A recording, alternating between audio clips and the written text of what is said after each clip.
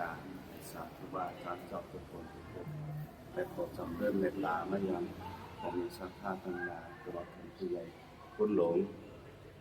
จะขอเจ้าโพในวันนี้ถึงวันที่10 เดือน2025ปัจจุบันนี้เขาเจ้าคาอยู่ที่วัดพระธาตุโดมจอมค่ำตุเรนากาศกะละถึงเมืองลาพิเศษไม้สีทำเดือดร้อนมาอยู่ที่ห้องเมฆปื้นพระกุลุกวาสินค่ำบนชุมเจ้าทำเดียวนี้ต้องในนิคณะเดือนนิคณะอาสนะหลวงเข้าตึกตาคุณทางผู้วายุที่ตัดติดซ้อมที่ติดซ้อมมีผ่านแทนไว้กันเลยผมมาต้องถึงเมื่อเขาติดแล้วใส่พื้น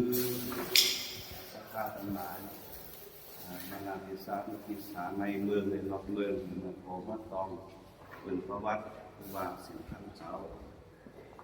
อย่างสนะเข้าเรียกว่าเหตุงามจะเป็นแก่ของงานมีรอบโบเด็กแล้วโยมเดินดูทางนั้นนี่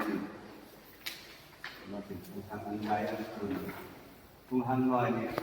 ขึ้นมาขึ้นเยอะๆนะก็ถึงวันที่3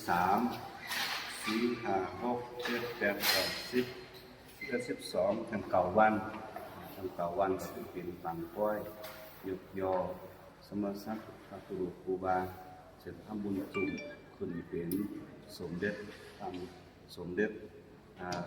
ระมหาปาสาธุสาธุ